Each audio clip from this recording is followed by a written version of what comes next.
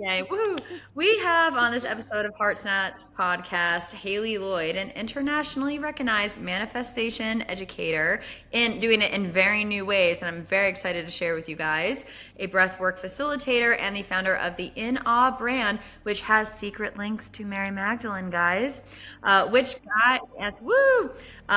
guides you to expand your capacity for more wealth, visibility, and success using her INAWE method, a powerful synthesis of breathwork, somatics, neuroscience, and subliminal reprogramming. Today, we will explore how breathwork, nervous system somatics, and deep embodiment rewrite our capacity to hold more money, success, and our highest expression of ourselves. We will also be talking about some of our past that has to do with addiction, negative thinking, and how to harness these things for a better life. Hayley will also share how transformation is not about just what you think, but it is about what you feel in your body, how you feel in your body, and how healing the nervous system unlocks the life you are meant to live. So I am very excited to introduce her because I have always hated manifestation because it has been so much in the thought and goal-oriented system, and it has always felt so spiritual bypassy to me in the ways I would read it before. And you are the first manifestation coach I have personally found that I think is like onto something that is sustainable and not spiritual bypassy. And I also really relate to you, so we'll go ahead and talk more about that. But Okay, I welcome. love that. Thank you so much. Yeah. And I will say on that, I feel like that was probably the most organized section of this podcast that we're going to have because ADHD. But like also I think with ADHD, because we do have very busy minds, like traditional manifestation where it's like, meditate a little bit, do some thinky stuff, like it actually doesn't really work for someone with ADHD or someone that is neurodiverse because our brains just work differently. So in order for us to experience the same things, we have to work with our body. And so my frustration with manifestation when I was kind of getting into it and I was very spiritual and I was learning about it was like, none of this stuff works for me. Meditation doesn't really work for me. Like my brain gets so busy and I have to really be so much more strict than the average person was because my brain is going 1,000 miles per hour.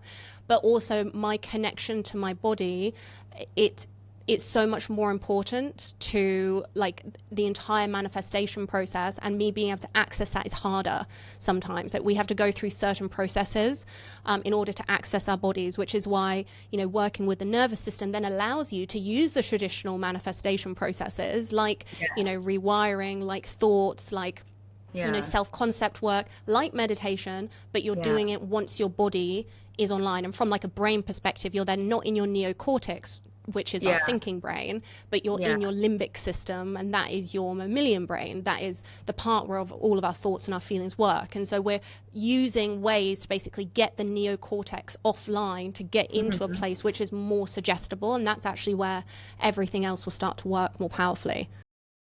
With your visions of Mary Magdalene, or with your visions at all, when you started having like, psychic visions, intuition, whatever you want to call it, do you feel like you had a lot at first and now you don't have as many? Because for me, I had so much psychic stuff happen, and then I kind of went through this dark night of the soul where almost all of it went away, and now I'm like in this weird integration period where I'm like a grounded kind of psychic, but I still don't have those like amazing visions I used to have.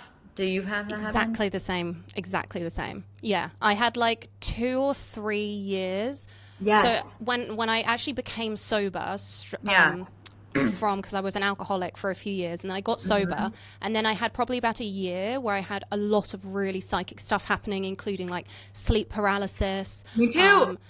Entities coming into like my body, and like I had to consult a psychic and be like, how can I stop this happening? So now I have like this mantra that I say every single night before bed, because otherwise I will be attacked. Like I've had some scary shit happen. So and then I had like some really vivid experiences with like spirit guides that came through in that first year, and then it kind of went a bit quiet. And then when I started getting more into healing, it really ramped up again. So it became really, really vivid again. I had, Mary Magdalene come through, some really interesting mushroom experiences with like Mother Mushroom. And then it mushroom came to me. A mushroom guy named Ted, a floating mushroom named Ted. That's so funny. Yes. I've never heard anyone Yeah. say that because I've never even done mushrooms. Okay, continue. Sorry. Really? Yeah. Yeah, I was constantly pulled to mushrooms, and it was something that I avoided for a long time because, I was sober and I was like, Sure. I don't want to go down this route and just numb everything. But Yeah, there was just totally. so many psychics that I spoke to that were like, if you Yeah. want to, it's going to work really well. Like your soul knows how to navigate it. And so I ended up doing it a few years back, and it was like profound. Like the Oh experience shit. that I've had Yeah. on there are like between timelines, Yeah. incredible things that I still can't fully like articulate, like the kind of the gravity of them. And so that then happened, and then it kind of felt like it got, so I did this shamanic practitioner training as well, where Yeah. then my kind of psychic abilities really, really opened up. And Yeah. then as everything grounded down, and it was almost like the excitement went a little bit, and it became Mhm. such a like, oh yeah, of course this is normal. Then all of Yeah. those experience kind of stopped, and it's kind of similar with me. Even now, I don't have as many like, wow, like I'm being Those visited grand by. visual, yeah. Not at all, not at all. Same. So yeah, it's been the same. What's it been for you then? Just so in this, like, I would say the first year when I started my healing work, my trauma healing work, when I started meditation too, and at this point, so I got sober when I was 21. I don't talk about this a lot, but when I was, I think 29 or 30, I did have like a slight lapse in there where I like drank and did like cocaine for one night. It was like horrible. But Mm, around there, when I started my healing journey, and because I had never really dove in ever into like my inner child work and the horrible traumas I went through, I mm, started just having. First, I had the whole vision for my book, which I wrote this year. It's almost like I wow, knew it was in like plasma was intelligent. It's the vehicle for consciousness. So that all came through to me within like a day. And then I started having visuals, like very mythic visuals, where I saw a deer named Mitzi, and she said that she was the cosmic mother, and I went into her, she was in a forest, and I went into her eyes, and she fed me teal liquid in her stomach and gave birth to me. And then when I asked her what she had to tell me, she was like, keep going, like if I tell you who you're meant to be, like you'll never be who you're meant to become. And then I Googled it after, and Mitzi means Mary Magdalene. And there's like a lot of mythology with like the white stag and Mary Magdalene and like inner gnosis or inner knowing, which I know has to do with your wow, company, which we'll talk about in awe. And I had a visual that like I went to the middle of the moon, and this like blue monkey dropped a key down my throat and like told me I was like the princess of Nazareth. And if you're crazy, you'd obviously be like, oh, I'm Jesus, I'm God. But like no, for me, I knew like, oh, we yeah, all are, yeah. this. This is just an expression. Yeah, Yeah, so thank God I knew that. But anyway, I just had these grand mythic visions, things that were coming true, think kind of like being guided, like you said, like you were to find that crystal, like just like these mm, mythic beings would tell me things, and then it checked out when I looked into their mythology, what they were telling me, but I had never studied them before. So like yeah. that's how I know that this is all real. Yeah, 100%. And I mean, I think this is probably why we feel connected because it feels like Yes. there is that Mary Magdalene thing. She's probably like orchestrating this behind the Like, scenes yes. because, yeah, Yeah. she's like, you guys are going to get on. But like the Yeah. whole of inner authority, feminine authority, all of it is Yeah. channeled from Mary Magdalene. I just had no idea. I didn't even know her Yeah. name. And that's, I think, the thing that blows my mind the most is Yeah. her name wasn't even on my radar and it Hmm. came through. Like, how can you make that up? Same though. Like I it's was like raised just, Jewish. I never heard of Mary Magdalene. yeah, I saw like a Dan Brown movie about her, but like I never thought about her again. yeah, I think it's really interesting too. This just came to me. I feel like we're like little Mary Magdalene soldiers because, and I think it yes. all stems also from the goddess Inanna, who I'm really connected to and who's come to me many times. If you haven't looked into her, Mm, she is awesome. no, no. Yeah, and her name backwards means cloud of God, which is interesting because it has to do with plasma. So Inanna, I feel like was like the archetype before Mary Magdalene, who also kind of was like teaching about the descent and inner magic and knowledge. And she just her symbols also are the rose, the rosette, lions and owls. And Wow. what I was thinking is that we both have a similar, I feel like, path because after I connected Mary Magdalene, I got all these ideas for my book. and you're connecting with her and you're helping people manifest in a new way, which is why I wanted to have you on here, which has to do more with nervous system and somatics and embodiment. And literally that's the whole point of my book, is to like make a book that shows like the humanity of us, and also to like embody stuff and integrate stuff versus like ascending into this spirituality, and that we're all like fucked up humans still, but we can still have an awesome life. So anyway, 100%. I'm really excited. Yeah. Me too. Me too. I should probably introduce you. There's literally so many like crossovers that we have to talk about. So I'll let you do the introduction and then we'll get into it. Okay, cool. I'm literally going to have to come to Australia and we're going to have to hang out. We're 100%. Friends now. Well, we're 100%, and we want to come to one of my bucket list things is, we were talking about aliens before. Me and my partner, we want to come to America to do like an alien tour. Like, so we were talking about like Stephen Greer. So like we maybe want to go to like see him, and then you know, all of like those big places where you can see UFOs. We want to go and do that journey over the next couple of years. There's a place near me that is have you heard? It's a place in Washington. Have you heard of like crap, hold on, I'm gonna find it. Washington UFO hotspot near mountain. I know there's a place in Utah that's definitely got a UFO hotspot, because I'm pretty sure that Utah, you know, all the stuff that happens at, what's that program, Skinwalker Ranch. Oh, yes. And all of the stuff that happens, I think that's near Utah, isn't it? And there's a lot of activity that goes on around there, but like, I don't know. I don't know whether that is like actually ET or whether that's interdimensional or. I feel like it's a bit interdimensional, right? Yeah. Okay, Trout Lake. So I saw these lights. So there's a place in Washington called Trout Lake. It's this one man's. I think his name is James Gillian. I cannot speak to his validity or anything, but I went there and I saw what I saw. It's called Look up James Gillian Ranch or something. ECETI Ranch. It's called ECETI Ranch. And there was an article about like a guaranteed UFO sighting you'll see there, and I saw it. Isn't ECETI Stephen Greer stuff?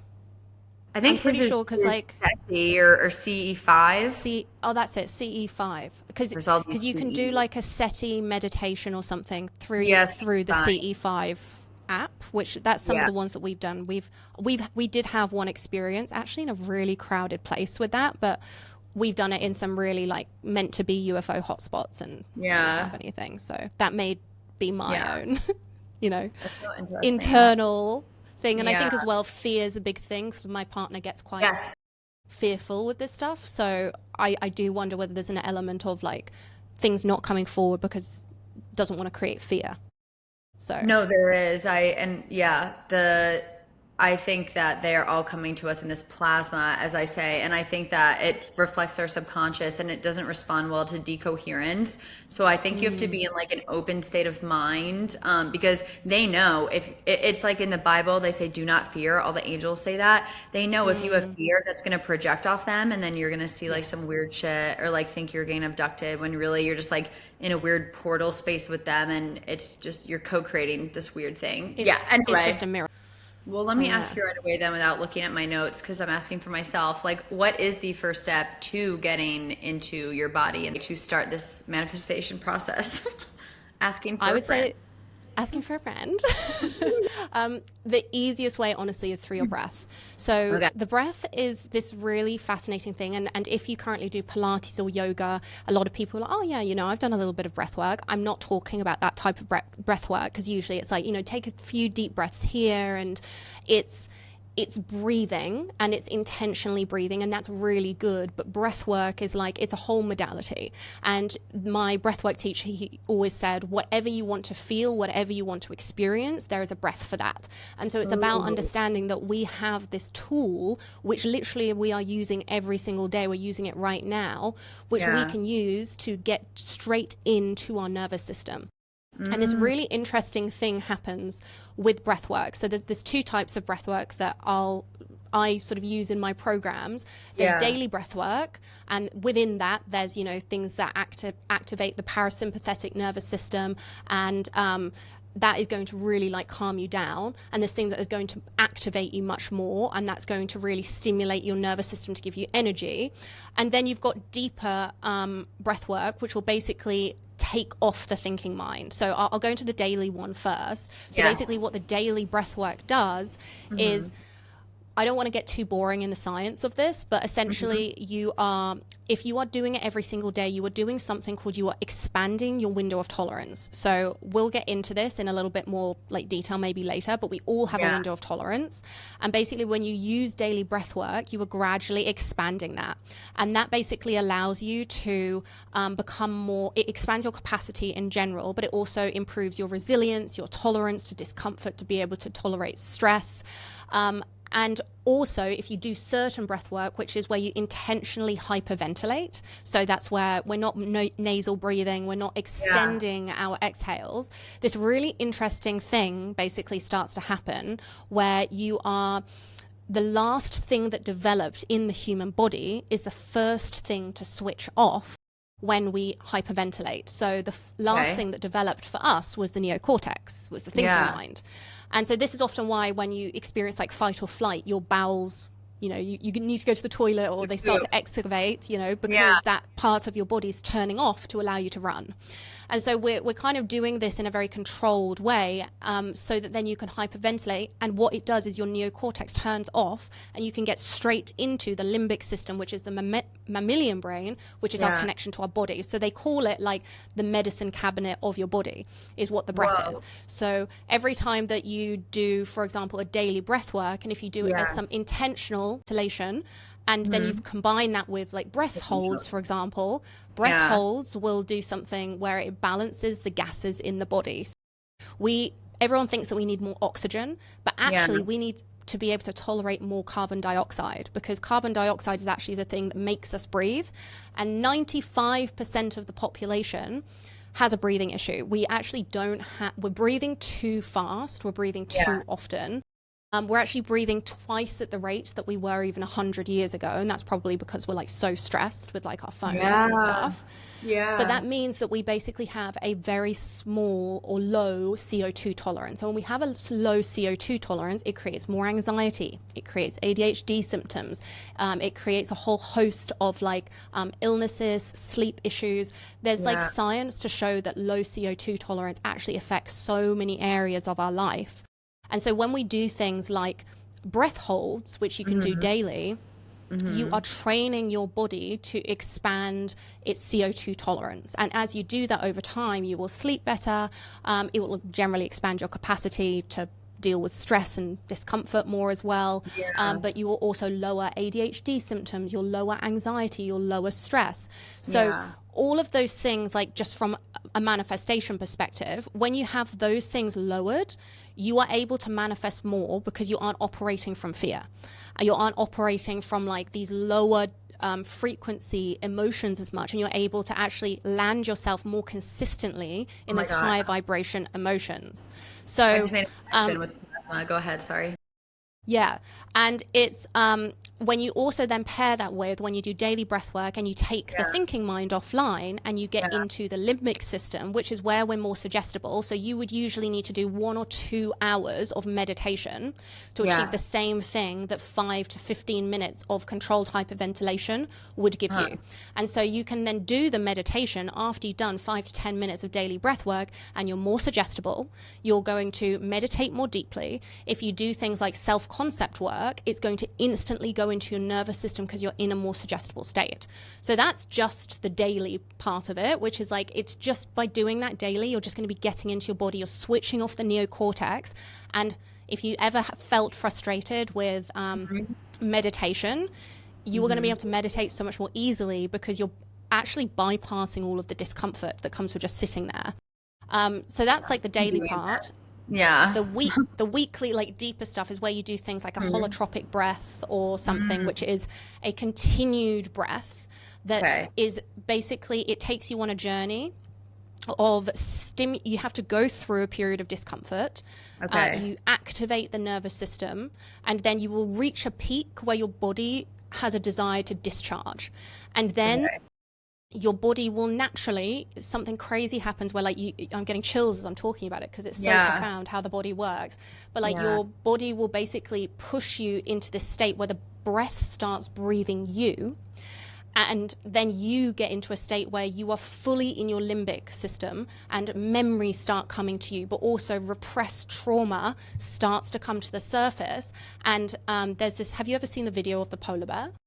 No. The polar bear and the natural mammalian response. So there's this really fascinating video, and it basically shows what the natural mammalian response to stress is. And so we have a mammalian brain as well, but what we are meant to do when we have a stressful situation is we are meant to complete the fight or flight response. And so this polar bear, it's a very sad video, but it does a lot for education. He basically gets chased down by these hunters in like the 60s or something, and they make him go numb, basically, and then they watch what happens when he starts to come back to life. And he basically uses his breath and then starts to shake, and his whole body starts to shake and like discharge all of this energy.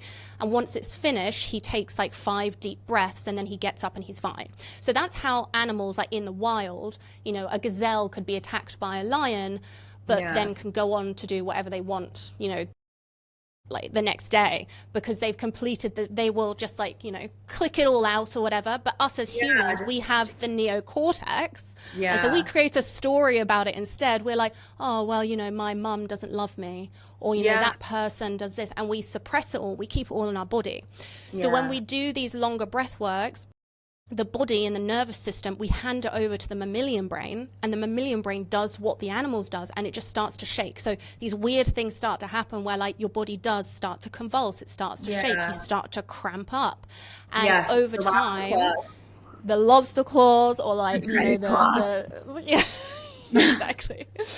And all of that is basically discharging energy. And then you get to the other side, which is like integration, where then you get visions, you know, your ancestors will come through, or you will start to connect things. And that's how we can actually start to remove, when you do this with intention, like sabotaging blocks, or, you know, if you have things about money, or if you have things about visibility, you can intentionally remove those things. So that was a very long answer to your question about how do we get into the body, but the breath, I would say.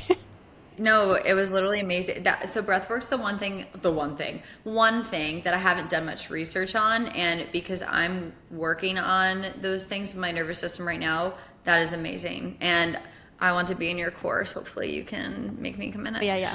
We'll do that. We'll arrange that. Love to. Because I want to know more about the intentional hyperventilation and the breath holds, but I'm sure you teach that in your course, right? So people can go to that to find out more. Yes. And I'll ask you behind closed doors. Okay. Love it. I need that. I need help. Help me. So let's dive Oh my gosh, I love you. Thanks. Love you too. No, because I really feel like it's funny though, really quick, actually, what you just said. You really made me just realize something, because I teach all about, I have like this expertise with like plasma, right? And the fabric of reality, and like this intelligence that we use to manifest. And I know, as a researcher and human and intuitive, that we have to be coherent in our heart and mind and body and our full consciousness for it to be able to hear us and work with us in a harmonizing way. So when you're talking about getting our nervous system coherent in this way, to me it makes perfect sense. That's like the hack to communicating with plasma, because plasma communicates with our nervous system, with our subconscious. It does not communicate with our actual consciousness like people think. So it almost like, you know, you have to go out from underneath the plasma to scoop it up, to mold it, right? And you have to go into that subconscious. So the nervous system is like the first key, and then the thoughts are more the second kind of directive keys. So 100%. You are saying how to work with plasma, which is maybe like the hardest thing I've had, is people ask me how, and like I know how I do it, but it's like I don't really know the best ways to jumpstart it, because it happened for me naturally. And now I'm like, oh my God, we could use her breath work, and I could just tell people 100%. That. Well, we should collaborate on some breath flows for it, because there'd be, you know, what's really fascinating about the breath is like, and you'll see when you get inside the membership, and I do have like a discount code for everyone if they do want to join. And we've got a new app that's properly launching in January, which is very exciting. Oh, yay. This links will be below, everyone, and the discount code I will put below too. I'll get that from you after. Yeah. What was I just saying? I just got distracted. Sorry. Connecting with plasma, collaborate.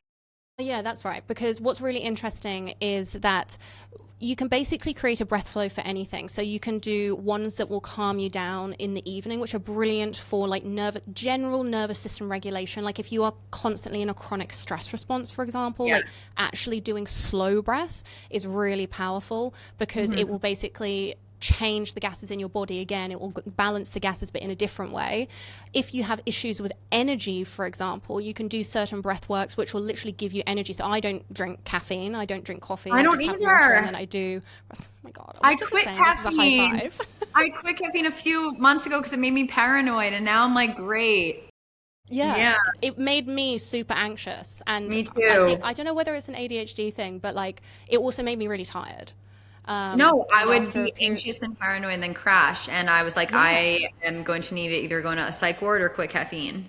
Same. That's literally what happened to me. I was like, I'll bring this down a notch and I'll just have English breakfast tea. But then because I have an addictive personality, I was having like 7 English breakfast double tea bag teas a day. And I was like shaking. You know, we just don't use caffeine anymore. We don't. I don't even drink Coca-Cola now. No, yeah, barely. And I'm actually, oh gosh, this is like a total side tangent, but I'm actually on an anti-inflammatory diet at the moment, and I'm properly trying to figure out like what my intolerances are, because I have endometriosis and adenomyosis too. So that's a completely different thing. But tell me about that another time. Yeah. But you can do breath work for pain management, for example. You can do breath work for if you want to experience more joy, if you want to experience more luck. Like I have some flows within the membership, which there's one called I'm So Lucky. And the idea behind it is like you do this breath flow, it gets you in a suggestible state, and then I program your mind to think lucky thoughts because you're in that suggestible state. And it's just kind of amazing the responses that I get from people when they fully commit to this, how much their lives change. Like it changes everything. Yeah, I've seen your reviews. You have really good review. I was like, I am joining this girl's freaking thing, which I don't do a lot, but I was like, I need to. Yeah, if you guys listening go and see the reviews, she's changed people's lives. Mine soon as well. Okay, well, talking about our past a little bit and addictive personalities, just so people can get to know like you, right? Because I have addiction in my past. From ages 14 to 21, I was a raging cocaine and alcohol addict. So talk about your past addictions a little and how you found your way out of them, like in whatever way that you want to connect it to where you are now, manifestation, whatever you want to speak on it, feel free.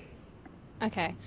So it's kind of, this can be a long and winding story. So like, please feel free to interrupt me or, you know, be like, talk more about this, because there is quite a lot to go into. And, you know, the reason that I teach what I teach today is because of the journey that I've been on. But previously, when I was, so I guess trigger warning, but when I was 17 and 24, I was sexually assaulted. And I never dealt with any of that. I just pushed it down. So I come from a very British family in like a white picket town in the UK. And our whole ethos was like, you don't feel things, you just push it down. And the one emotion that my family did have a lot of was anger, but it was also, we had a lot of shame about anger. So it was a lot of like repressed rage that would then come out as like an explosion. So over the years, I basically started developing these really a lot of repressed emotion, a lot of repressed pain. And then I got out of a serious relationship when I was about 24 and had a year that I now think of as like a catalyst year, where everything that could go wrong went wrong. And I had unfortunately an ectopic pregnancy, basically navigated that by myself alone, which one of the biggest thing that makes like trauma stick is if you go through it alone. And so that whole period like was just by myself. I had some other things. That was the second time that the sexual assault happened. And I started experiencing so much pain that I didn't know what to do. And I remember coming back from a pub one night, and I was in so much emotional pain, and I wasn't quite drunk enough for it to completely numb and suppress all of the feelings. And I remember literally getting into the fetal position on my floor, hugging myself, and I made a commitment to myself that I would never allow myself to feel that pain again. And And that is basically when my alcoholism started. So I was living in London. I started going out, whether it was on dates, whether it was on, you know, with friends, going out 5 to 6 nights a week, going on benders. I would always have like that baggie of Coke with me. You know, if a date was getting boring, I'd be like, you know, shall we just spice this up? And it got to a stage in the UK where I was like, number one, I hate myself, but number two, I'm going to die here if I don't get out. So I decided to move to Australia, which I really thought would solve all of my problems. But it actually just exacerbated them, because in Australia, the Coke is not strong and so expensive. It's basically like talcum powder, but it's like $300 for a gram. And so feel free to bleep that out if you don't want that. That's okay. Put it in. Prices. We're human. Yeah, but it was so expensive. So I was like, okay, I can't do that. So I started using MDMA instead. God. Yeah. So we just switched gears. One time I tried to snort crack, so I get it. Okay, we're on the same wavelength. Yeah, a personal low for me was being 8 caps deep on Christmas Day and FaceTiming my gran in the UK. I don't remember the conversation, but it was like my whole family and my gran's like so proper.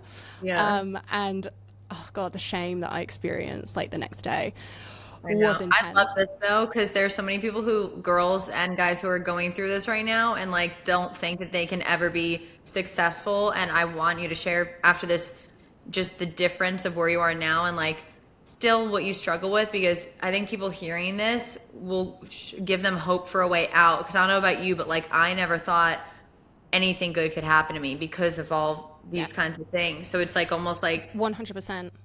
Let's pivot very quickly and then feel free to go back to what you were saying. How do you get from there to where you are now? And that's such a loaded question, but like what is like the number one thing? What, because you can't, when you're in that, you like can't see your future. So it's like, how did you get yourself out of that? So there was a pivotal moment. So maybe I'll talk about like ages. So 24 when alcoholism really kicked in, and then 28 was when I moved to, maybe 27 was when I moved to Australia. And then I had basically a year in Australia where I was just smashing it. And then I had this New Year's where I almost took my life because I was just so miserable. I was just so in so much pain. I was so alone. My family was so far away. And there was just a situation where like I was sitting in my bedroom and there was like a club literally right next door to my house that was like, we're having the best night ever. And like the polarity of that, of me being like, oh wow, I have no one. I don't feel like I have any worth. I don't feel like I have any of this. And so I called my mum, and she told me to take 3 deep breaths. And so I didn't realize like how this would kind of come full circle with how it does now. But like she used basically breath work to get me to reset my nervous system. And that just gave me just a little bit more perspective to be like, I'll wait. I'll see how I feel tomorrow. And so I woke up the next day, and then the first thing, I tried to basically quit for about a year and a half, I'd say. And I tried to like moderate and do different things. I tried to replace it with different addictions. You know, I went really hard into F45 and like was like, I'm just gonna like do this twice a day, and I got ripped. But then, you know, I started getting injuries, and then that can't like be sustainable. And I had a moment when I used to work at a company called Canva when they were a very small startup, and I was working as a digital designer, and they have a really brilliant mental health initiative, really brilliant. And they're just a really great company, a really brilliant company. And they have these coaching streams that you can do internally if people are struggling, because they realize that everyone is like a human. So this was kind of the first time that I found coaching. And so I had one session with this internal coach at Canva, James his name was, and like he was absolutely incredible. And he basically helped me to understand what was going on. And I'd had loads of therapy. I'd done 3 years of therapy. I now understand why therapy doesn't work for me. And I've tried to go back to therapy, and a therapist literally told me, they were like, therapy is not going to work for you because you're so aware of everything that's going on. You need to use your body. Like, your body's the missing part. So all of this to say, basically, I was having these responses when I was at work of like daily panic attacks, like going into fight or flight so easily, getting so triggered, like 3 times a day in the bathroom, like freaking out. And this coach basically was like, I think you might have PTSD. And so I basically then went to a PTSD specialist and started being like, how do I actually solve this? What do I actually do? And started researching that, and eventually decided to stop drinking alcohol. And at the same time I stopped drinking alcohol, I also started a life coaching diploma, because I was like, I learned more about myself in one session of coaching than I did anywhere else. So I started doing that, and it was a year-long diploma, and I also stopped drinking. So in that year, I will say my anxiety got 10 times worse before it got better, 100%. And so I do really want to preface that. You've got nothing to numb it.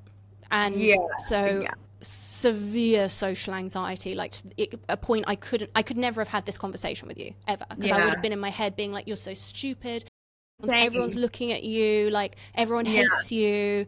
Same. That's how my internal monologue is. I mean, still sometimes I have to fight. That was one of the questions I was actually going to ask you. But like, for instance, I'll just jump right to this. I haven't even looked at my notes, Juan. So we're just flowing.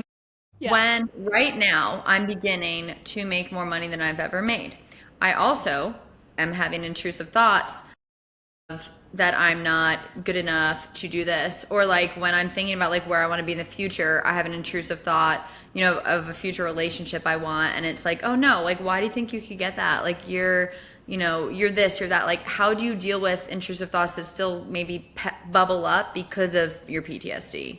And how do you still manifest regardless of that?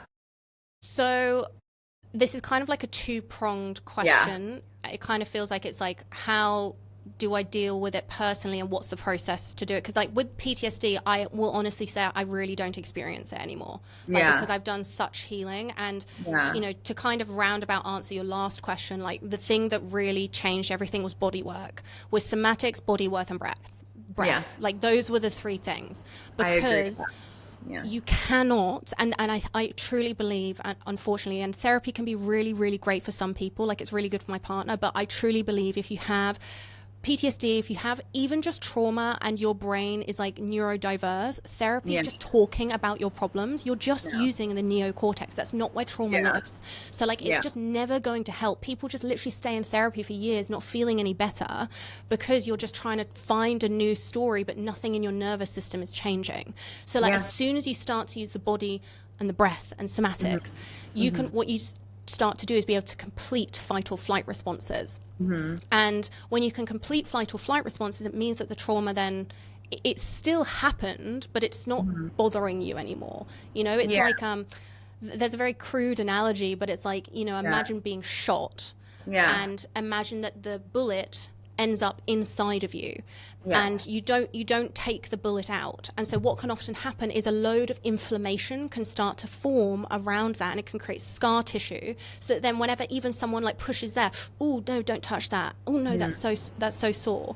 Whereas if you take out the bullet, it can heal properly and it won't bother you anymore. It's not that it didn't happen, it's just there's not a blockage or a piece of energy that's still stuck in the system. So like, we need to physically remove, and it is almost physically, energetic imprints that experiences have given us. So for example, when you talk about like money, which is then the second question, there will have been, you know, we've kind of evolved as this species where we see very what we can consciously see as something that isn't threatening, but our body perceives as life or death. So for example, our bodies, our nervous systems are still programmed to believe that if we are excluded from the group, we will die. And that's just literally how, well, it's not true today, but it's how our nervous systems are wired. And so if we have an experience when we're growing up where we feel, let's say for example with money, making more money will make us feel alienated from the group. And this happens for a lot of people, right? You grow up in a society where we didn't have any money. And so actually when someone starts to make money, they start to be like, oh no, it's not safe for me because actually those people are angry at me now that I make, everyone's saying, because they will have their conditions of like, oh my God, rich people are evil. If you've got money, then you're taking from me, then it's blah, blah, blah. And it gets projected. And so the person that starts to make money, often what will happen, you know, this is why you hear about millionaires that, or lottery winners, sorry, that make all this money, they win it all, and then they lose it all in a year. It's because their nervous systems have an association with having this money isn't safe because I'm going to be expelled from the tribe, which is it's just like a core primal belief that our nervous systems hold. And unless if we go back to those moments and help our bodies complete the fight or flight responses that we had in those moments when, and you don't need to do it for all of them, right? If you could just do it for like one or two, you start to bring down the fight or flight response in the situations where you're making more money. You start to not care as much if like situations change or relationships change, because you can train your nervous system to be like, oh, okay, it's safe. So as a question for you, you know, you were talking about like intrusive thoughts that come online around money. When it comes to making more money, could you share like what one of those intrusive thoughts may be or what you feel? You just hit it. I just took a paragraph of notes when you were talking and it's so irrational, but it's like not based on what you're saying. It literally is, if I make more money, I will end up alone or be alone.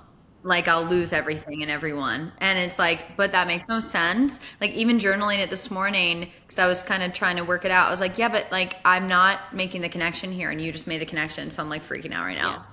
So how do I close amazing. Oh my God, you're my coach. What's the next step? How would I think this will help other people too. How would I close the loop then by doing breath work and unearthing that? Is that how I'd close this fight or flight loop that I'm remembering as an animal? Yes. So you kind of want to, I really want everyone to see the brain as like, we have these two levels. And so even when like, if you ever want to get the most out of coaching, this is really important to like understand, because we all have our logical neocortex. This is what sits on the top. This is what we are talking through right now. When you're journaling, you are talking through your neocortex.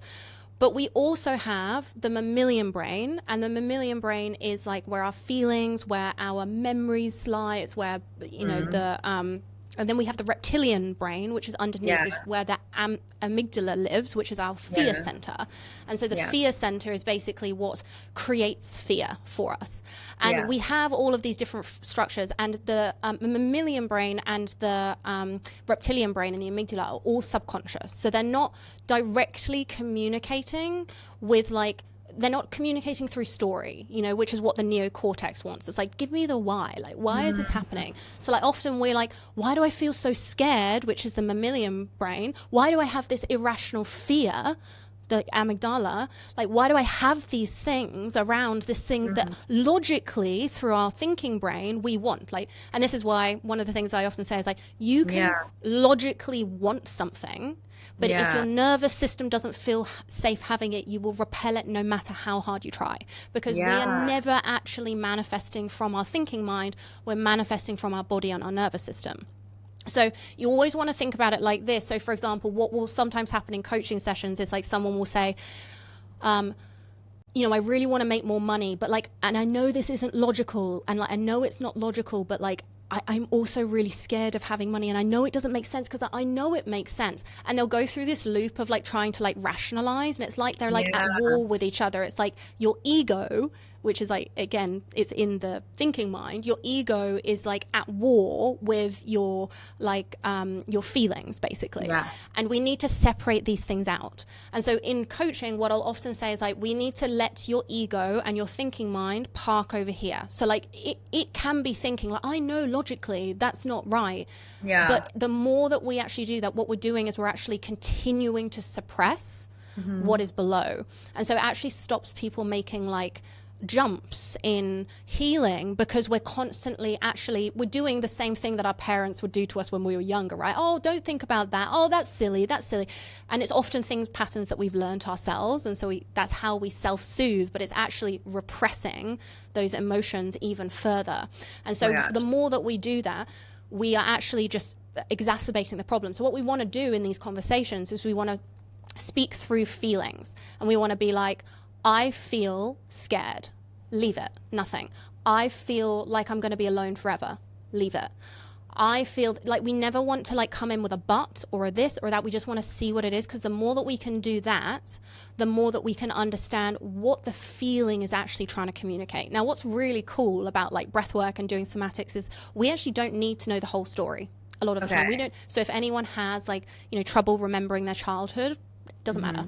It literally doesn't matter. All we need is a feeling.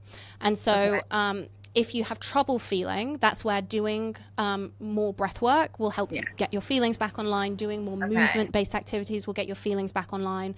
But all you need is a feeling. And so what you would do is within like the membership, for example, and I'm very happy to do like a session with you as well. And then we will basically...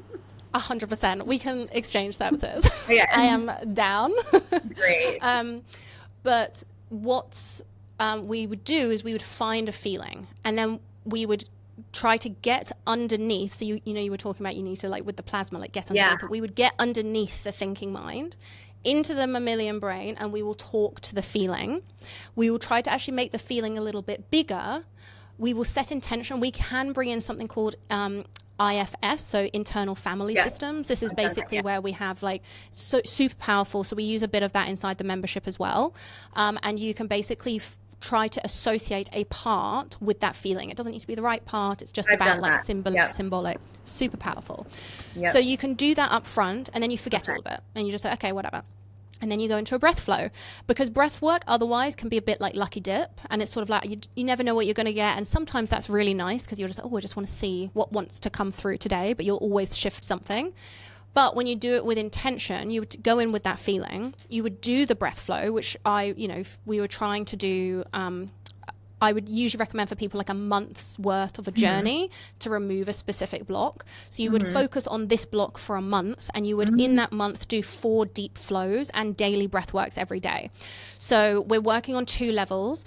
The 4 deep flows that we're going to be doing are you will take in an intention, you will breathe through it, and then at the back end you do a slight visualization to show what you want to feel instead. Basically. And then we're working with this separate thing, which is, you know, our reticular activating system, which is actually, it's actually in the brain stem. It's like down here. But the reticular activating system is basically the filter with which we see the entire world. And so it filters out everything. And actually, this is really crazy. You may have seen it in one of my videos, but like every single second we're bringing in millions of bits of information, like millions and millions and millions of bits. Our RAS basically filters out, so we're processing, depending on like the person, between 50 and 150 bits out of millions. That's all we're seeing. And that's all that we're experiencing as well. And so we can, though, train the RAS to pick up on certain things, and that's what self-concept and affirmations is. So that's more of like the conscious work. But when you start your day with that every single day, and you combine it with the deeper work, you have this concoction of like, suddenly you've got both systems working on the same thing to start filtering the reality to be based on what it is that you want to see. What is important about this, though, is that it's not too far-fetched. So, for example, I call it something called an authority activating script. But if in your script you have things like, I'm a millionaire, but you're in debt, your brain will just go, not possible. You know, so like you want to frame these things where it feels achievable for you. I also recommend to people never to put like exact facts or figures.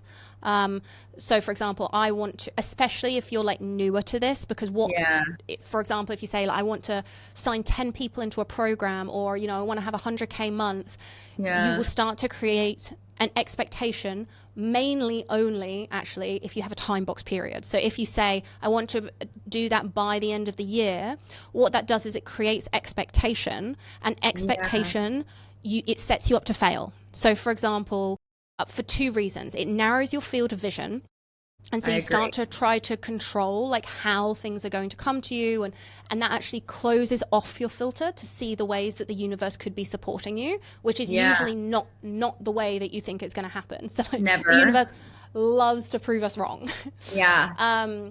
But also the RAS will also filter out, I can't remember the other point I was going to say. But anyway, basically, it all works together. And it's I know, amazing. I just feel like we come out of a portal because I was going to ask you something. I forgot too. But yeah, whatever you just said, I think we both blacked out. I love everything you just said. And it makes complete sense. All in all. Like, what I got from it though is like, it's almost like you're teaching how to filter our reality in a way where we're co-creating it, and you're also teaching us to clear out the old beliefs and old filters. So it's like you're basically retraining our consciousness. So I'm plasma, you're consciousness. So I need help from Miss Consciousness. Okay, perfect. And I'm pretty sure that plasma could probably be somewhere in this journey. It's just about like finding like exactly like how it comes in, how you can like weave it into it. But it's, to kind of come back to like the story of how I shifted, everything is like, this is the work that I did.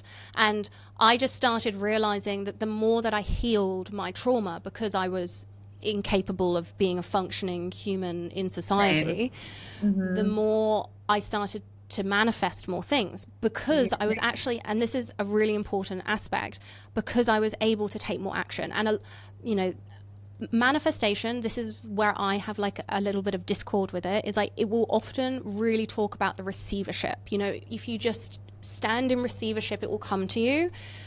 But action is the thing that creates attraction. So like if you're not taking a different action, then you aren't going to be experiencing a different reality. So like it is the combination of healing work plus action that creates integration.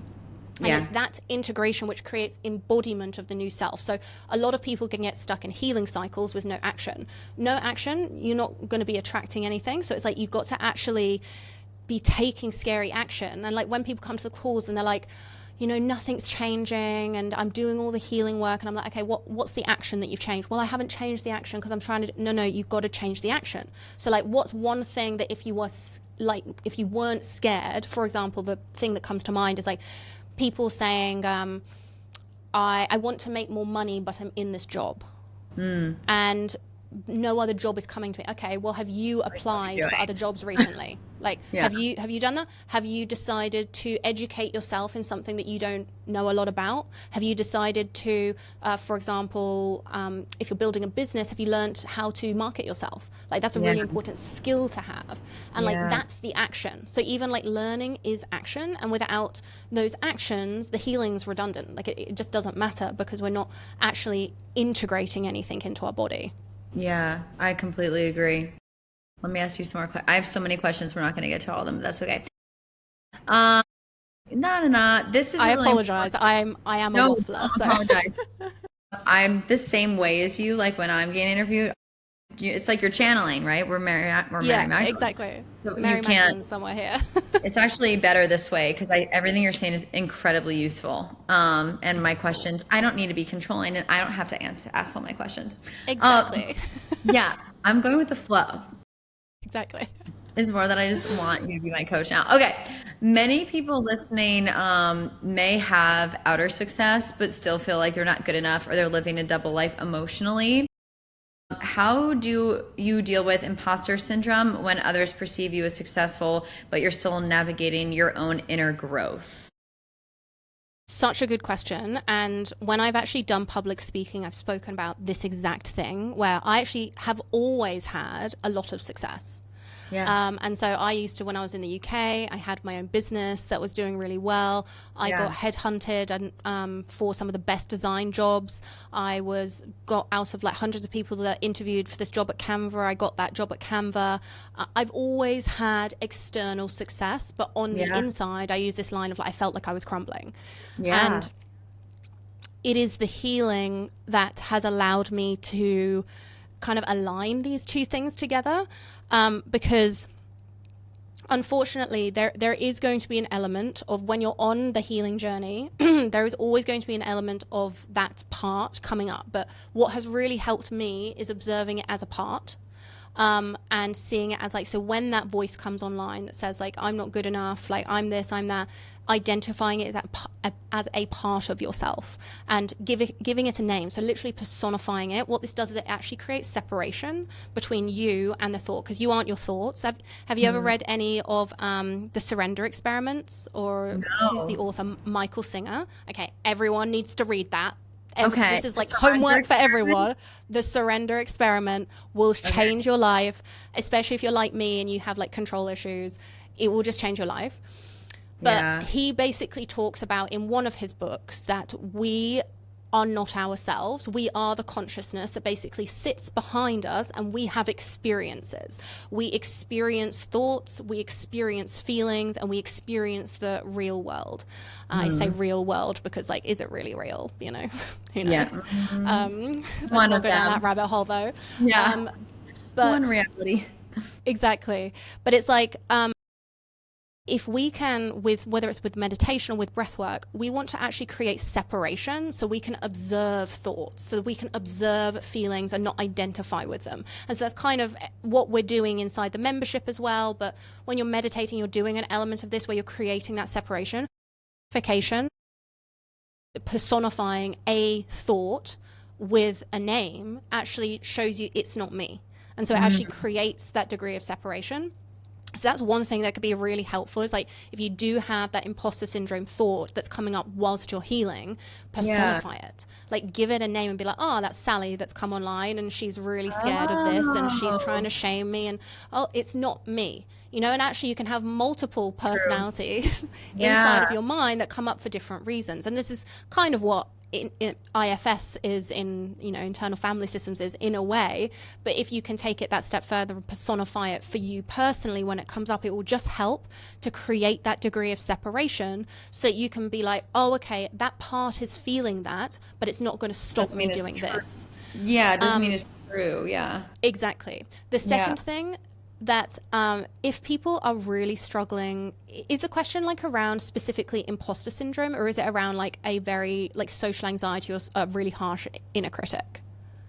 I would say more of a harsh inner critic, because I'm asking for myself, and I don't really think I have an imposter syndrome, but it's more like no matter how much success I have, like I feel guilty about like my own interpersonal life if I'm not like perfect in that regard. Like I get intrusive thoughts like with every mistake I make. It's like, oh God, what are you doing? So I think this kind of comes down to then so it sounds like you have some kind of shadow which says that. So shadow and inner child are slightly different. Like shadow is kind of the things that we've like been shamed for, but it sounds like you have, so even that is a part that sounds like there is some kind of judgment on you not being perfect and you not. There may also be something around honesty or integrity, you know, where it's like I say I do this thing and I feel something different. You find like a difficulty in sorting those things out. So whichever one it is a part of you that is coming on for a certain reason. So again, it's the same thing. What I would be doing if a part becomes really loud, and I will also preface with, a part doesn't get loud unless it wants to be looked at. Like if you are hearing the thoughts, you are ready to heal it, is my way of thinking. So like often when people can't hear the thoughts and they just are exhibiting reactions, maybe they're less ready. But if you're hearing the thoughts, like you already have a degree of separation, because it's not just a reaction. It's like you're actually understanding, oh, okay, there's this thought here and it's making me feel this and it's making me not want to do this. You can see how it's affecting your actions. But the same thing, I would then get you to, okay, so you've got that thought. That thought is, whether you know it or not, associated to a feeling. So what I would be doing is I would be finding which feeling it is associated with, and then I would take that feeling into a flow, and I would spend a month doing that, because that is a knee-jerk response for how your brain is wired based on behaviors that you're doing. So it sounds like it's making you not have enough space for yourself, and it's making you be overly harsh to yourself. It may also mirror like things that you witnessed when you were growing up, like certain conversations or ways that people like spoke to themselves or even spoke to you as well? Yeah. What do you feel No, like there's a lot it? to unpack there. I don't want to hijack the talk with it. Yeah. I, But you, that's the journey that I'd go on. Yeah, no, I love it. You made me realize it because it is the judgment for not being perfect. It's like a belief that I have to be fully healed before I help people. And because right now I'm stepping into helping people and I'm not fully healed because we're never fully healed, it's that. So I'll dive into that at some point. Yeah, I love Okay, it. let's see. Okay, I have a few more questions. La, la, la. Oh, let me actually ask this one because you say this in your YouTube. I don't, sorry if you've already mentioned this, but okay, you say this is very important for, I think, people. You say it is okay to have a low day, which is music to my ears because as someone healing from a lifetime of trauma, I have low days. Why? Same. Yeah, why do you believe it is okay to feel negative emotions on the path of manifestation, and how do you allow them without losing momentum or anything? Speak on Okay. it. Yeah. Love this. Yeah. So this is where we have in our nervous system, we have feelings, but then we have even lower than that is beliefs. And beliefs create our feelings, but like beliefs are creating like a constant feeling, right? So let's say my brain works in like diagrams. So I'm like creating a diagram in my mind right now. But like let's say that like, yeah, literally. But like let's say that like at the bottom you've got a belief, right? And that belief has some kind of feeling that's tied to it. Let's just say that it's I want to make more money, but I feel like I'll be alone. Let's just use your example. That's going to create a feeling which is just going to resonate off this belief. It doesn't matter whether you have a bad day or a good day. That is still going to be there. It's like a constant. It's like you almost want to see it as like, this is your layer of conviction. Yeah. Of like what is actually true. It's like your baseline authenticity is in your nervous system of what you actually believe.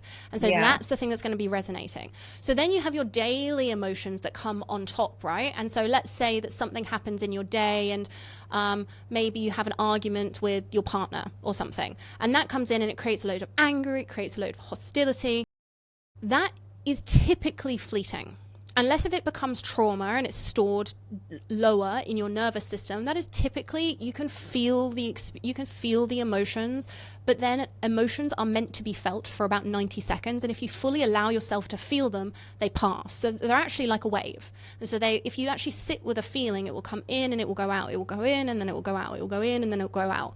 So when we actually just sit with the emotion and, or we process the anger or we just allow it, then it sort of goes. The only way that this becomes a problem is if you repress all of those emotions. So you then, every single day you're getting more and more angry and you're just pushing it down, because then you're storing it in your nervous system. And then that does start to create issues, but different issues to the belief. So this is why someone that's super successful could have actually loads of anger, could be repressing a load of anger and storing it in their nervous system, but they still have a baseline belief of making money is safe. And so when it comes to making money, they're not going to be sabotaging themselves because of this fear, so they can take the action that will allow them to create more money. So really what we're talking about here is like, there is like a baseline belief that is affecting whether you feel happy or sad, whether you can take an action. So if, for example, it's, let's say, go viral on social media, which is a really big one that people want to do, but it's the one that most people are blocked by, right? And it's one of my biggest things that I had to go through.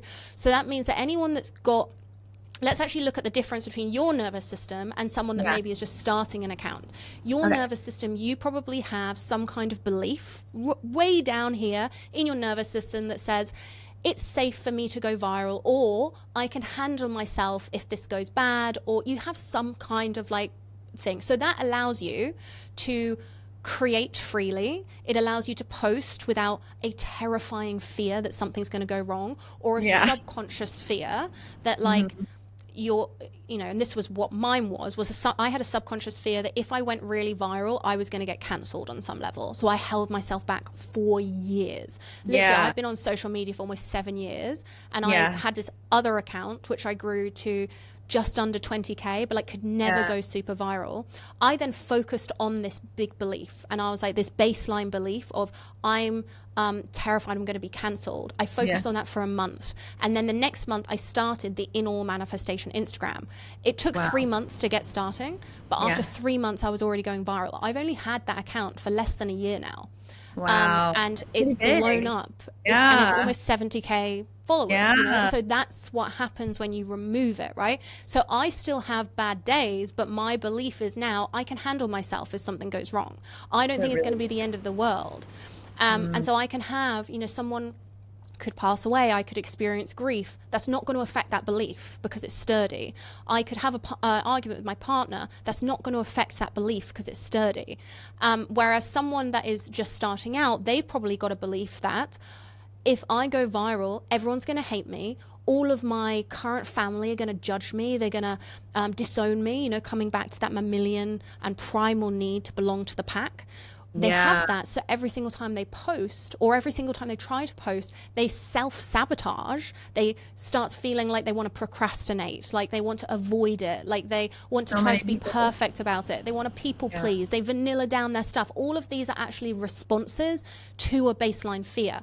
It then doesn't matter if they have a day where they feel really good or if they feel really bad, because the baseline fear is still, I'm scared that this is going to go wrong. And that baseline fear is the one that will dictate all of our actions and whether we sabotage ourselves. And it will also interact with the universe and pull in, because our egos love to be right and like attracts like, we will attract in situations that mirror those beliefs. So unless if we change those beliefs down there, it doesn't matter what we're doing up here on a day-to-day basis, like whether we're feeling angry or sad or whatever, it just doesn't matter. It ultimately doesn't matter because it doesn't affect the belief that's down the bottom that will be creating its own little emotion, if that makes sense. Yeah, it makes complete sense. And I think you're probably helping so many people right now, because I think there's not a lot of people that explain it as, the word's not smartly, but as genius as you just did. Because a lot of people are scared to feel negative things. Like people think, I used to think this, and thank God I don't now, but like for the longest time I felt like, oh, if I have a bad day, I'm not going to manifest anything and all my success is going to go away. Or like I won't have a viral post because I'm having a, you know, bad day. And it's like, no. Yeah, so this is another really, really good point actually. So this whole, like you started the interview by saying this as well, of like this kind of toxic positivity thing that can happen in manifestation space. All that does is it causes you to repress feelings. Manifestation actually requires you to feel. And there is the law of polarity. For every up there is a down, and I usually explain this with for every single day you want to imagine that we have a wave of life. So every single day we're going through a wave, and on that wave there are inevitably, and even just think through your day to day, there are going to be things that went really well and things that didn't go so well. And it can be as small as, you know, you drop your coffee mug as you're coming to go out to work or whatever, and that creates a feeling of, oh my god, this is so annoying, this is going to be a bad day. And then you go to work and actually you get praise for saying, oh, this is a great day. You know, you will constantly, whether it's on an hour to hour basis, whether it is on a day to day basis, a week to week basis, a year to year, you are going to experience the wave of life. Everyone is. That is unavoidable. If you stop yourself from experiencing those emotions and fully processing them, they just get locked in your nervous system. And then that creates further blocks. So you want to imagine that, like, so we're going to think about like the universal intelligence for a second. You want to imagine that you're like a channel. And so we're like a channel. The universal intelligence is coming down in me like this, and it's coming straight into the top of my head. It's like filling up all of my body, and it's just basically allowing me to decide what I want to do next, like have intuitive nudges, take aligned action, manifest things. Those are all the things. So our guidance that came through about my company INAWE and your plasma stuff, that all came through the channel, right? But in order for the channel to come down, it needs a clear runway. So like we are like a vessel. And so if we are filled up and clogged, then the energetic frequency of the universe isn't going to be able to come down us. You want to almost view us as like a stream. And so we're a stream. And so if our stream is clean, the water can go straight through. But if we start to clog up with emotions, and things that clog us are emotions, are thoughts that loop and spiral that you don't resolve, we start to create like a dam in the middle of the stream. And so then water starts to pool up and it starts to stagnate. That water can't go anywhere. The universe can't like come into your whole body. So you start to take what I call, you either taking aligned action or ego action. And ego action is where you're taking action from a place that is too thinky instead of to like actually channeled downloads. And you can always tell whether it's like ego action or aligned action, but like you need to be taking aligned action. You can only take aligned action if your vessel is clear. The only way your vessel can be clear is if you are feeling your emotions and like actually doing energetic hygiene. Everything you're saying is insane, because I literally, so I have a class I'm eventually teaching, which is about mastering the 4D bridge of plasma. It literally is the same thing that talks about, so there's this fifth dimensional, the way I think in these diagrams too, there's this fifth dimensional higher self, God, whatever you want to call it, universal intelligence that wants to give us everything. It's unlimited.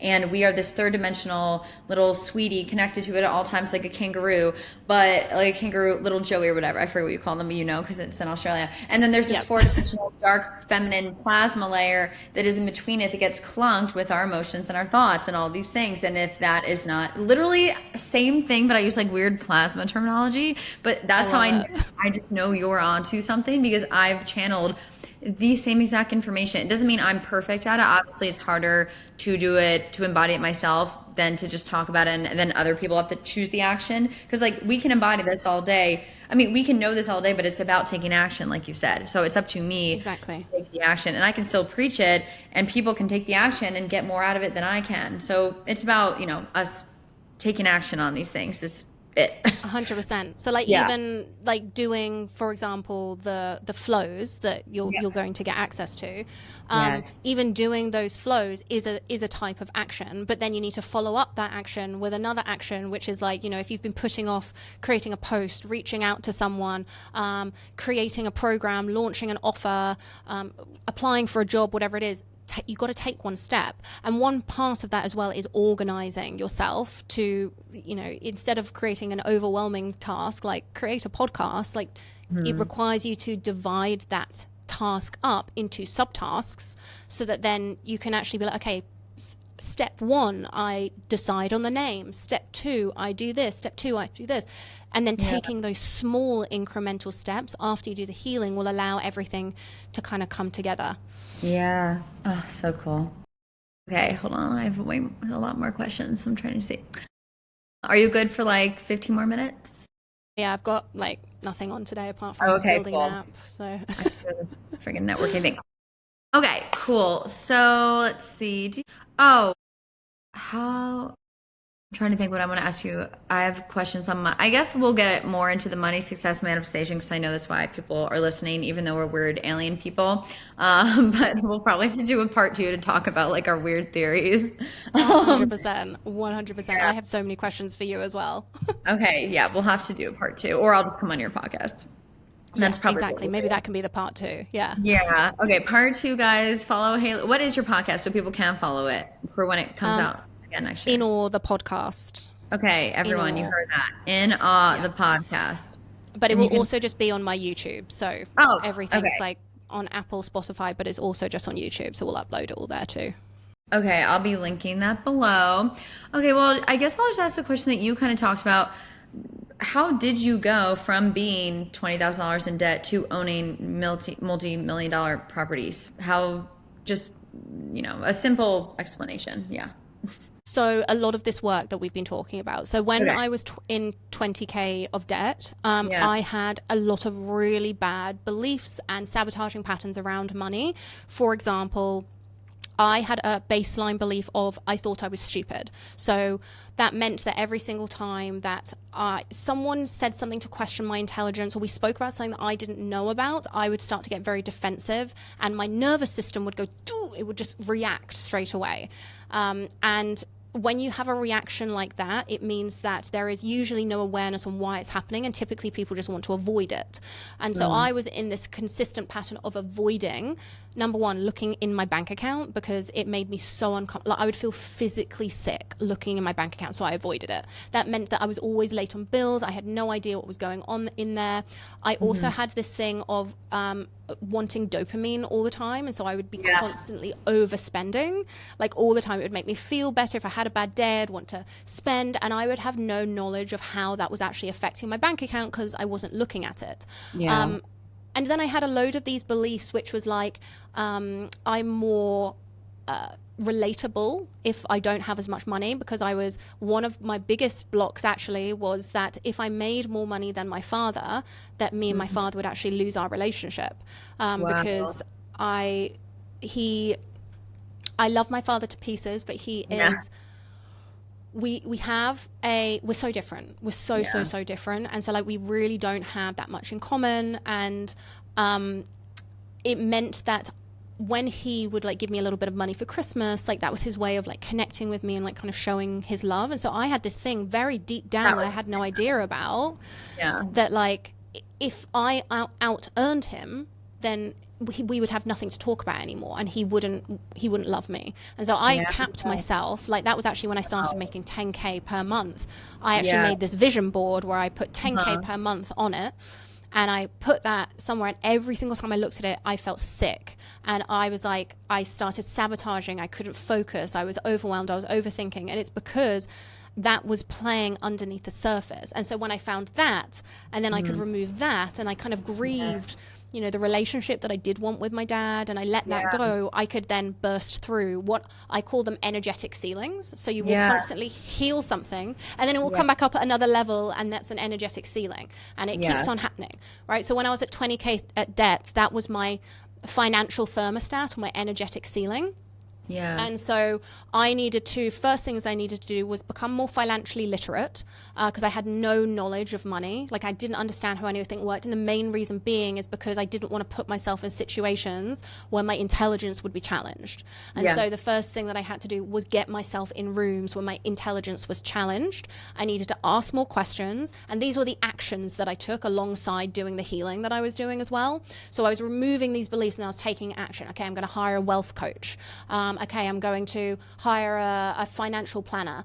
Okay, I'm going to hire someone that's going to actually help me understand what's going on in my bank account. Okay, I'm going to create a money date with myself every week. Doing those actions was still so uncomfortable. And this is the other really big part of manifestation that people don't want to listen to, because it's not glamorous, is that in order to manifest, and I say this with so much love, you are going to feel uncomfortable. Like, you are going to feel so uncomfortable at so many different levels. And breath work, I will say, in itself, is expanding your tolerance because it's uncomfortable. It's an uncomfortable practice to do. But the more that you are willing and open to sit in discomfort, the more you're going to grow, the more you're going to become a vessel for the universe to channel through and to bring things to, because you're not avoiding certain things because of discomfort. If I'm totally honest, the biggest block that most people have is an aversion to discomfort. No one wants to feel uncomfortable. And so, you know, our sabotaging patterns, procrastination, perfectionism, people pleasing, avoidance, all of these are sabotaging patterns to stop the feeling of discomfort. We're all trying to avoid discomfort. That's literally what's happening over and over and over and over and over again. So when I was increasing my financial literacy and putting myself in these situations, I was uncomfortable. I was triggered. I was all of those things. And so I used my practices to help me regulate my nervous system, but then I still took the action. And it's over time. Yeah. Exactly. So then the things started getting bigger and bigger. So first things was like, you know, in my business, I had a marketing business to start with. And, you know, we scaled to 7 figures per year, which I never thought was going to be, you know, possible for someone that was in 20K of debt, paid off all of my debt. And then from that, I'm able to purchase this house. Because of some research that I'd done maybe 5 or 6 years ago, I have investments in companies. You know, again, I put myself in situations to learn about investment, to learn about managing my money.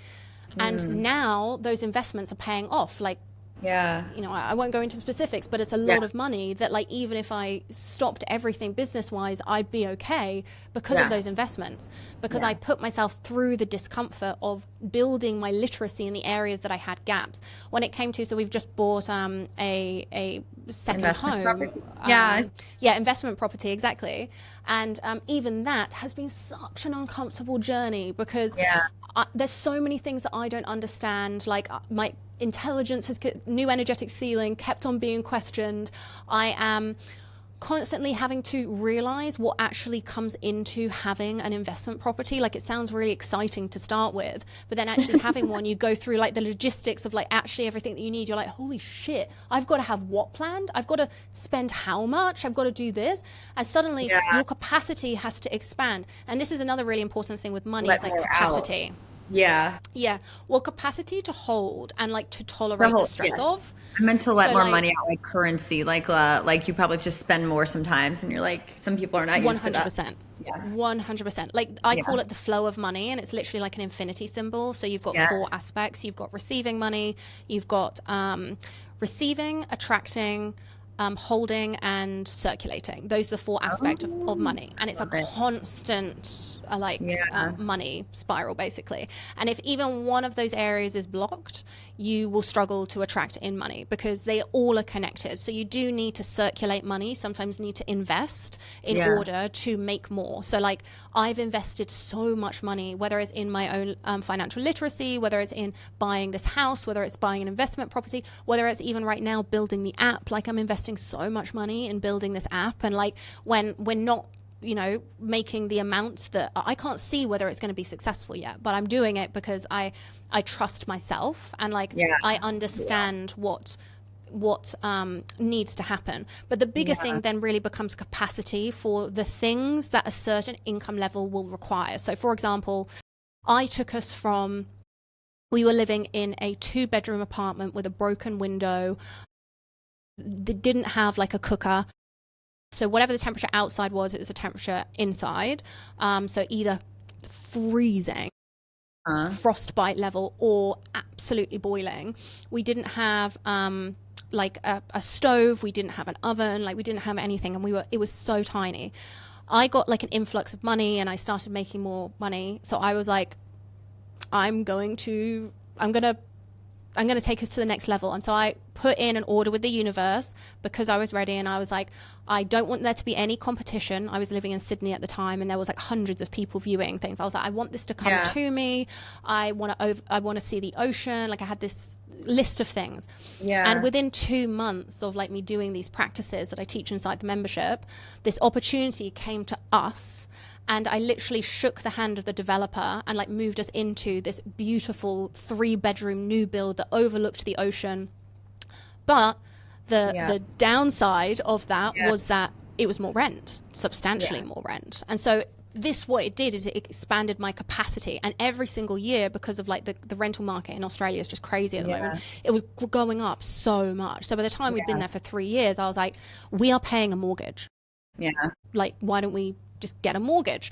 I had only, because my business used to be in the UK, I actually didn't have any financials in Australia.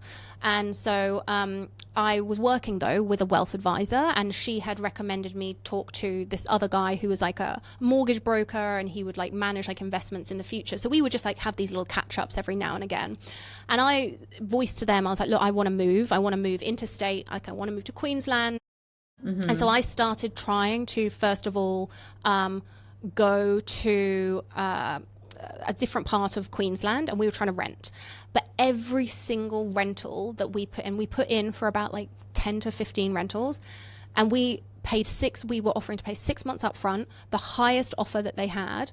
It was, every single person said it was the best offer, and every single one we got rejected. So this is what the universe will do sometimes when it like redirects you to something else. I was like crying. I was like making these manifestation circles. I was like, please, spirit, like universe, let me have my witchy like hour and like manifest in a house.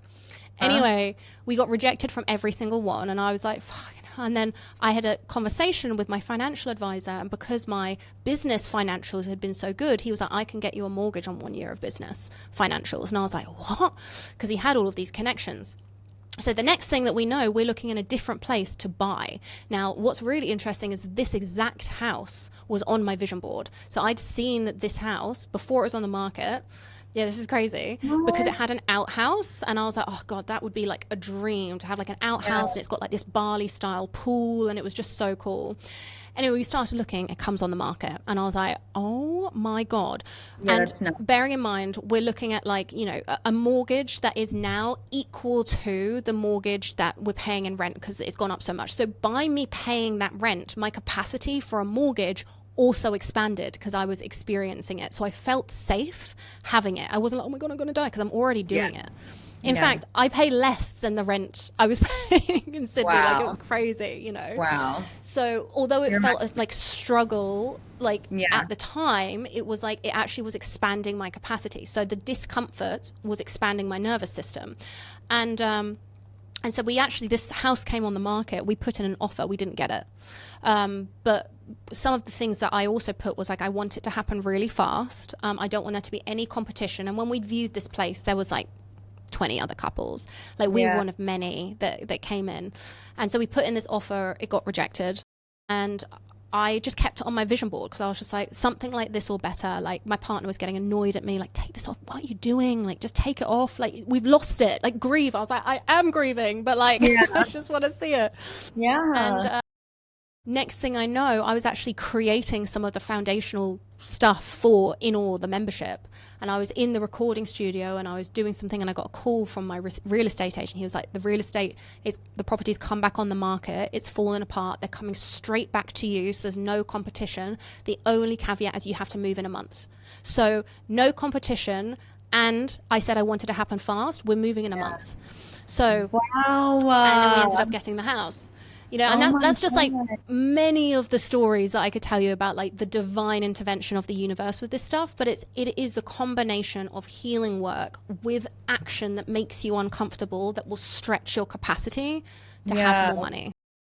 Okay, I'm going to ask you the last question before my final question. Just one more. Because I had so many more. I cannot though. So with everything you just said, I think a lot of people struggle with this. I've struggled with this in the past. When you start making more and more money even if you start going viral on Instagram, right? How do you stay in the actual journey of the work and making your courses and doing your daily things that got you there, instead of going to the addictive side of watching the money rake in, watching the viewers rake in? How do you stay focused? Or do you struggle with that? Yeah. That is a difficult one, but honestly, this one comes down to discipline. And this is kind of a different thing in itself. Yeah. But the thing for me that's really helped is organization. So this is like a complete tangent really, but like, I have big calendars on my wall, because if it's on my computer, it doesn't make sense to me, where I have gone through, I basically project managed myself, where I've been like, okay, for this project, I need to get these things done. And so I will give myself like 1 or 2 days of the week, which is just for social media. And on those days, I can fully like indulge in all of the things that I want to addiction wise. But then the next day, because I have a deadline that I've given myself. So for example, I'm in this phase right now, Dana, right now, where like, I'm not even doing Black Friday right now, which I think for like maybe 5 years, I've always done Black Friday. I'm not doing it because I'm redoing all of the user experience in the app. I'm creating a load more flows and categorizing them. Yeah. And so I'm doing all of the behind the scene work and none of the fun, exciting, grow, make money work. And it's one of those things that sometimes you need to pull back so that you can leap forward. And that's part of like I think it's the consistent journey that you're going to be on, whatever it is that you're doing, is there are always going to be periods where you're going to need to pull back to lurch forward in an even more aligned way. And you hear these manifestation stories all the time as well, where it's like people say, oh, you know, I shut down that business and it was making me millions of dollars and blah, blah, blah, because I knew that there was something else, or I didn't know what it was.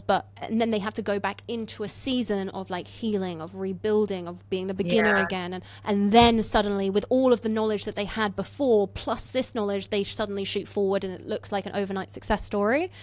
Like it's a little bit of that, but it really comes down to planning. Is like you want to priority order like what actually needs to get done, what deadlines need to happen. Because if you don't have a deadline, if you don't have a priority order, your brain, especially if you have ADHD, is going to go straight to the most exciting task, which is always like money. You know?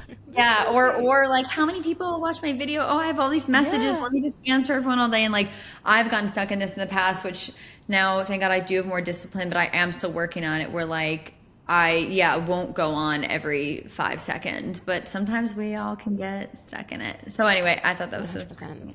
Yeah. Okay. Yeah. The last question I always ask people, this has been literally amazing. I could have talked to you for 3 hours. I should have blocked more time out. I'm so mad at myself. I really am upset. I could too. Yeah. Maybe we'll do a part 2 in your podcast and then a part 3 on my podcast. Yeah, because we will have to do a part 2. I have so many questions I didn't ask. Okay. What is something that comes up to say to this audience when you think of something that feels like candy for your soul, whatever channels through you? Soul. Or candy for others' soul, something. It is the importance of using your body, probably. Let me formulate this thought. It is very easy in the society that we live in to live an entirely heady life. And that looks like constantly being on your phone, or suppressing your emotions, or just doing things and getting trapped in like this cycle of like doing and achieving. But if you really want happiness, and with manifestation, like a lot of people say that they want certain things, when actually what they really want is freedom. And they want freedom to choose, they want freedom to be what they want acceptance, they want love. And that usually doesn't come in the frame of like a, you know, money or a house or whatever. It's something much deeper. But the only way that you can actually connect to that is through your body. You cannot connect to that through your mind. If you are just manifesting through your mind, through what you think you want, through what you think you should do, you are missing the magic of the universe. Your body is the magic of the universe. And whether it's God that you believe in or the universe, the way that we communicate with God or the universe is through prayer. The way that God communicates with us is through intuition, which is feelings inside of our body. If we can't feel those, if we aren't in tune, if we are repressing emotion, which will stifle your intuition, stifle your connection with the universe, we are missing all of the magic.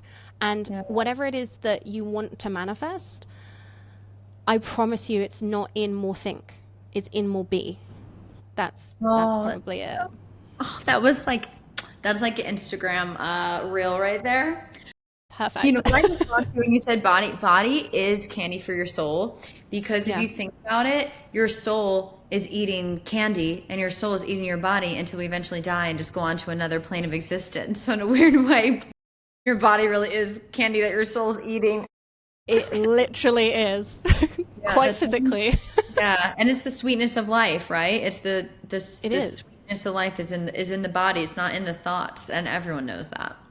Exactly, and everyone gets frustrated with what the body gives us, but actually if you learn to accept what the body gives us, which is often discomfort, which is why this aversion to discomfort is so problematic, because it's so tied to the body, the more we can accept the discomfort and we can embrace what the body shows us and gives us, the more fulfillment we'll have in life, the more candy we'll be able to eat, you know. So not quite literally with more candy, but I mean like, you know, experience the candies of life. Yeah, I love this neurodivergent talk we're having. Okay, so thank you, Hayley, so much. Everyone, please follow us and her on socials.